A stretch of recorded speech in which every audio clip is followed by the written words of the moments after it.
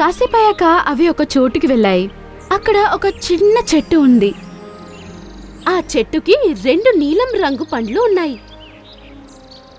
అరే వా, ఈ ఫ్రూట్స్ ఎంత బాగున్నాయి! ఇలాంటి ఫ్రూట్స్ ఇంతకు ముందు ఎక్కడా చూడలేదు. కానీ ఈరోజు చూసాం కదా, ఇప్పుడు దాన్ని తిని చూద్దాం దీని టేస్ట్ ఎలా ఉందో అని. అలా అని ఇద్దరు ఆ చెట్టు దగ్గరికి వెళ్లి ఇద్దరు ఒక్కొక్క ఫ్రూట్ ని తినడం ప్రారంభించారు. అరే వా, ఇంత టేస్టీ ఫ్రూట్ ఇప్పుడు దాకా ఎప్పుడూ తినలేదు. కరెక్ట్ గా చెప్పావు. It's so tasty. చాలా ఆనందిస్తూ ఇద్దరు ఫ్రూట్స్ తింటున్నారు.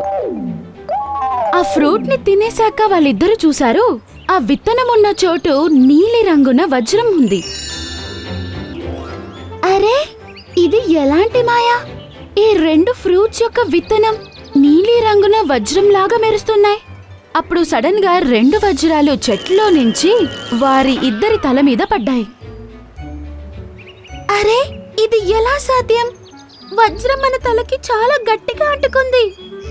ఇద్దరు వాళ్ళ తల అల్లాడించి దాన్ని తల నుంచి తీసేయాలని ట్రై చేశారు. వాళ్ళు దాన్ని తీయలేకపోయారు. అప్పుడు వాళ్ళకి చెట్టు నుంచి ఒక స్వరం వినపడింది.